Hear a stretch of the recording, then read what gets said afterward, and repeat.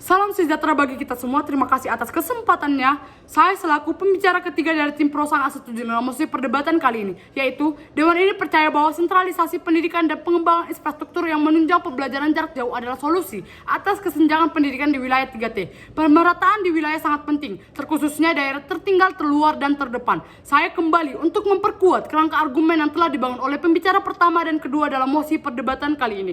Di Indonesia masih banyak daerah yang masih menjadi bagian dari wilayah 3T. Contohnya di Sumatera Utara, yakni di Sumatera Utara ada ketimpangan yang jelas antara fasilitas pendidikan di kota besar dan daerah pedalaman seperti Nias, yaitu di kota besar, akses ke sekolah dengan fasilitas lengkap seperti laboratorium, perpustakaan, dan guru berkualitas tinggi lebih mudah dijangkau. Sebaliknya di daerah pedalaman, banyak sekolah yang kekurangan fasilitas dasar seperti ruang kelas yang memadai, buku pelajaran, hingga tenaga pengajar. Akibatnya, anak-anak di daerah pedalaman sulit bersaing secara akademik dengan mereka yang berada di kota. Sebagai contoh, akses internet yang masih sangat terbatas di daerah pedalaman membuat siswa di sana ketinggalan informasi dan teknologi pendidikan modern yang kini menjadi kebutuhan. Hal ini memperlebar kesenjangan kualitas pendidikan yang berdampak pada kesempatan kerja dan kesejahteraan masa depan siswa di daerah tersebut. Jika kita melihat secara logis, ini adalah masalah sistemik yang seharusnya bisa diatasi dengan pemerataan anggaran pendidikan dan pembangunan infrastruktur yang adil. Pendidikan adalah hak dasar semua warga negara, termasuk anak-anak di daerah pedalaman.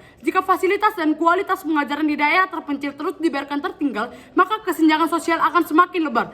Kita tidak bisa hanya mengandalkan kota besar untuk memajukan negara ini. Investasi di daerah-daerah yang tertinggal, terutama daerah dalam sektor pendidikan harus menjadi prioritas utama. Kami sebagai tim pemerintah memberikan solusi untuk mosi perdebatan kali ini, yaitu yang pertama, pembangunan infrastruktur pendidikan.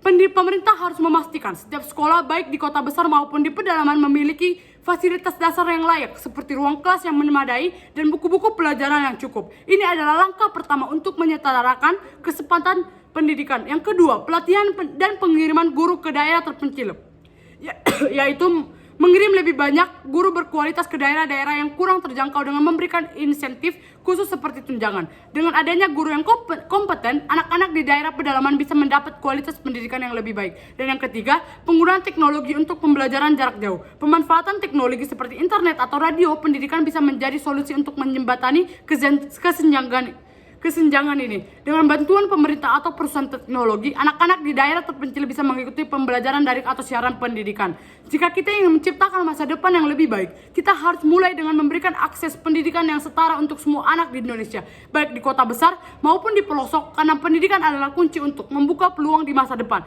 Dan ini adalah tanggung jawab kita bersama. Dengan langkah ini kita gak hanya meratakan kesempatan belajar bagi semua anak, tetapi juga bisa mempersiapkan mereka untuk masa depan yang lebih baik. Jika kita benar-benar serius ingin membangun Indonesia yang lebih adil, pendidikan harus lebih merata di seluruh negeri, bukan cuma di kota besar. Dewan juri yang terhormat, mari kita wujudkan pendidikan yang setara untuk semua. Akhir kata, saya sebagai pembicara ketiga dari tim Pro mengucapkan terima kasih pada Dewan juri dan tim kiper serta moderator yang terhormat. Sekian dan terima kasih.